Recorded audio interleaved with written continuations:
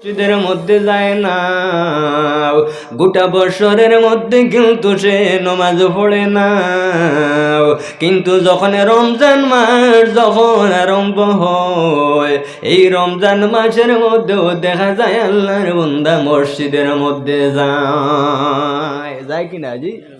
যায়। কি কারণে?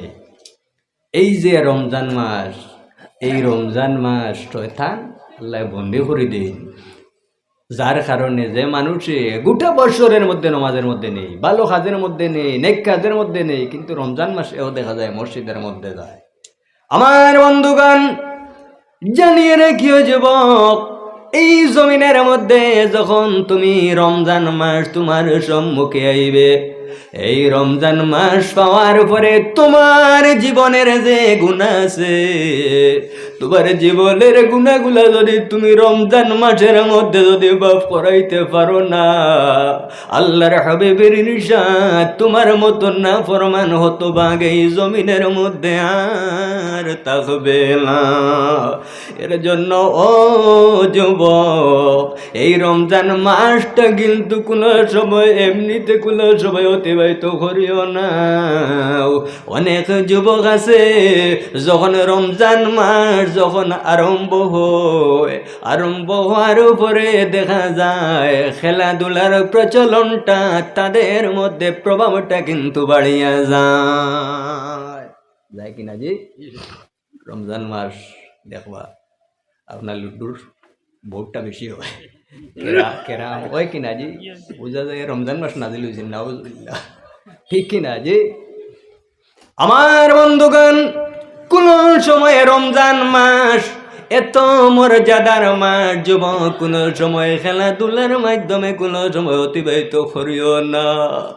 এই রমজান মাসের মধ্যেও বন্দা তিলাওয়াত করিও। রমজান মাসের মধ্যে যদি তুমি কোরআন শরীফ তিলাওয়াত করো, এই তিলাওয়াতটা যদি নফল ইবাদত হইতে পারে, আল্লাহ যখন সওয়াব দান করবা, রমজান মাসের কারণে ফরজের সমান আল্লাহ সওয়াব দিলাইতে পারো। পারেন কিনা জি? এর কারণে আমার বুজুর্গল এই রমজান মাসের মধ্যে বেশি করে তিলাওয়াত করিও। এই রমজান মাসের মধ্যে বেশি করে আল্লাহর কাছে কান্দিও, আয় আল্লাহ আমার জীবনের গুনাহগুলো আপনি মৌলা মাফ করে দেও। আয় আল্লাহ এই রমজান মাসের মধ্যে যত মানুষরে আপনি রহমত দান করবাই, তৎসঙ্গে আপনি মৌলায় আমরা প্রত্যেকের রহমত দিয়া মালামাল করিও। আল্লাহর হাবিব আলাইহিস সালামে যখন রজব মাস যখন উপস্থিত হইতো, মেরাজের মাস যখন আসতো, আসার পরে রাসূলুল্লাহ আল্লাহর দরবারে দোয়া করতা, আল্লাহুম্মা বারিক লানা ফি রাজাব ওয়া শাবান।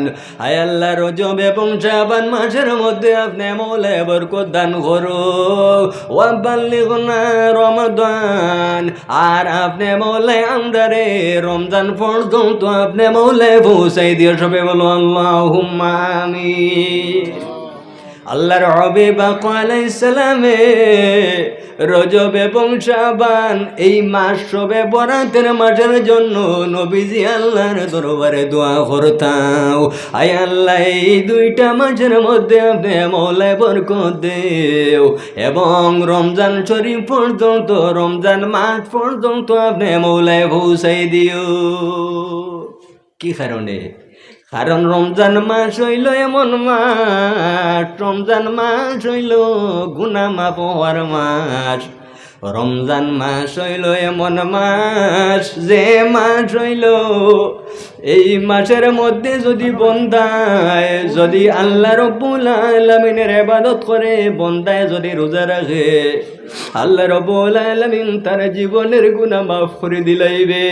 হাদিসে বর্ণিত নবীজির ফরমান, মান সামা রমাদান ঈমানান ওয়া ইহতিসাবা গুফিরা লাহু মা তাকাদ্দামা মিন যামবি।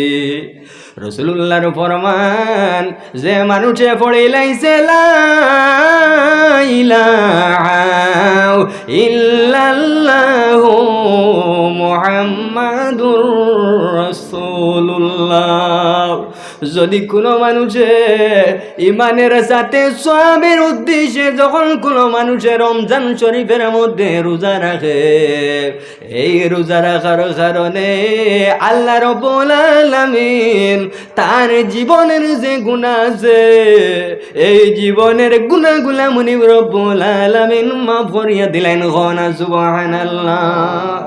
এখন আমার বন্ধুগণ, রোজা কাকে বলে? আমরা প্রত্যেকে জানি সুবে সাদেক থেকে লইয়া সূর্য অস্তমিত হওয়া পর্যন্ত, জি, না খাইয়া না পান করিয়া বিবির সঙ্গে সাক্ষাৎ না করিয়া তাহার নাম রোজা, জি। কিন্তু এমনও মানুষ আছে রমজান মাসের মধ্যে আরো কিছু কাজ আছে যেগুলা যদি মানুষে করে তাহলে তার রোজার মধ্যে ত্রুটি ধরে, যেগুলা যদি কোনো মানুষে করে তার রোজাটা ছিদ্র হয়। যেমন যদি কোনো মানুষে মিছা মাতে, জি, মানুষ আছে কিনা আমার বন্ধুগণ, যদি কোনো মানুষে মিথ্যা কথা যদি কোনো মানুষে রোজা রাখিয়া হয়, এই মিছা মাতার কারণে তার রোজার মধ্যে কিন্তু ছিদ্র হয়ে যায়। এখন কইবে খালি রোজা মাস রোজা ছাড়া মাতিতাম, বলে না, রোজা ছাড়াও মিছা মাতিও না। কারণ হদিসে বর্ণিত নবীজির ফরমান, যদি কোনো মানুষে মিছা মাতে, মিছা মাতার কারণে তার মুখের মধ্যে থেকে এমন একটা দুর্গন্ধ বাইর হইব যে দুর্গন্ধের কারণে আল্লাহর ফিরিস্তা 1 মাইল পর্যন্ত সরিয়া যায় না। আমার বন্ধুগণ, তার উপরে আরেকটা স্বভাব আমাদের মধ্যে আছে, এই স্বভাবের নাম হইল মানুষের গীবত করা। আমার বন্ধুগণ, কোন সময় মানুষের গীবত করিও না। গীবত হইল এই জমিনের মধ্যে এমন বড় অপরাধ। রাসূলুল্লাহ সাল্লাল্লাহু আলাইহি ওয়াসাল্লামের ফরমান, এই জমিনের মধ্যে গীবত হইল ও গুনাহ, ও বাবের পাপ। গীবত হইল আপনার জিনার থেকেও বড় গুনাহ। যদি কোনো জিনা কোনো মানুষই আল্লাহর দরবারে ক্রন্দন করে, আল্লাহর দরবারে যদি তওবা করে, আল্লাহ রব্বুল আলামিন হয়তো তারে মাফ করিয়া দিলাইবে। কিন্তু যদি আপনি কোনো মানুষের গীবত করো, এই গীবতের গুনাহটা আল্লাহ রব্বুল আলামিন মাফ করবে না। কিতার লাগি আল্লাহ মাফ করতে নাই? আমার গীবত করলাই, আমার বদনাম করলাই, যে কথা কান শুনলে আমি রাগ করবো, ওটার নাম হইল গীবত করা। আমার কোনো আইব আপনি মানটান কইলা, আমার কথা কইছেন না জি, এর লাগি এটা আল্লাহ মাফ করতে নাই, আমি না মাফ করলে। এর লাগি জিনার গুনাহ, এই ধরনের গুনাহ আল্লাহ মাফ করে দিলেন, কিন্তু গীবতটা মাফ করে দিন না। এর জন্য আমার বন্ধুগণ, কোনো সময় মানুষের গীবতটা করিও না, এবং রমজান মাসের মধ্যে কোনো সময় এই কাজ করিও না, কারণ এই গীবতের কারণে আপনার রোজাটা ছিদ্র হয়। আমার বন্ধুগণ, এখন প্রশ্ন করতে পারো, এই রমজান মাসের মধ্যে আমরা সেহরি গ্রহণ করি, এই সেহরি গ্রহণ করাটা কি? বলে সেহরি যদি গ্রহণ করি না তাহলে আমাদের রোজা কি আদায় হইবে না? প্রশ্ন হইতে পারে কিনা জি? আমার বুজুর্গান, যদি কোনো মানুষ এই সেহরি গ্রহণ না করে তার রোজার মধ্যে কোনো অসুবিধা হইবে না, রোজা আদায় হইবে। বলে এই সারিটা গ্রহণ করা হইল আল্লাহর হাবিব আলাইহিস সালামের সুন্নাত। এজন্য হাদিসে বর্ণিত রাসূলুল্লাহর ফরমান, তাসাহারু ফা ইন্না ফি সাহুরি বারাকা। রাসূলুল্লাহ ফরমান, তোমরা সারি গ্রহণ করিও, এই সারির মধ্যে বরকত আছে। আমার বন্ধুগণ, তোমার পেটের মধ্যে যদি আপনার ক্ষুধা না থাকে, এই সারির সময় তোমার পেটের মধ্যে যদি ক্ষুধা থাকে না, তাহলে তুমি সামান্য খেজুর তুমি বক্ষণ করিও। এই খেজুর দিয়া সারি গ্রহণ করা হইল নবীজির সুন্নত। তোমার রোজার মধ্যে যদি তুমি সারি গ্রহণ করো, নবীজির সুন্নতটা তোমার আদায় হইল। এতে যদি সারি গ্রহণ না করো, তোমার রোজার মধ্যে কোনো সুবিধা হইবে না। এখন মনে মনে বাবা, এই সাহরিটা আমরা কোন সময়ে গ্রহণ করতাম? এমনও মানুষ আছে, একদিকে আপনার মুয়াজ্জিন সাহেব আযান দিতেছ, আর অন্যদিকে দেখা যায় আল্লাহর বান্দায় লুকমা মুখের মধ্যে দিতেছে। জি, ওর রুম যত সময় দেখা যায় না মারো হয় কিনা জি?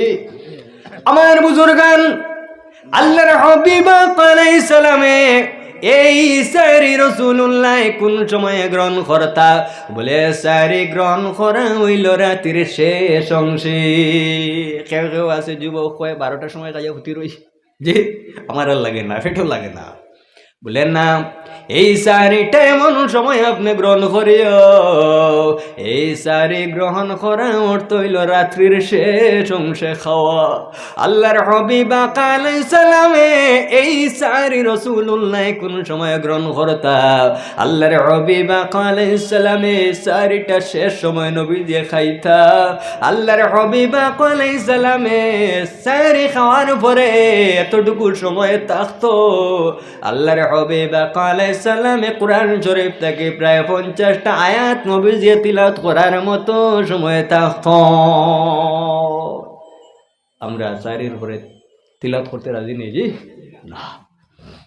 আমার বুজুর্গান তারপরে আমরা গোটা দিনের মধ্যে আমরা রোজা রাখি, রোজা রাখার পরে আমরা ইফতার গ্রহণ করি কিনা জি? আমার বুজুর্গন তার উপরে আমরা ইফতার গ্রহণ করি। এই ইফতার গ্রহণ করা আমরা প্রত্যেকের জন্য ইফতার গ্রহণ করাও সুন্নাত। কি সুন্নাত?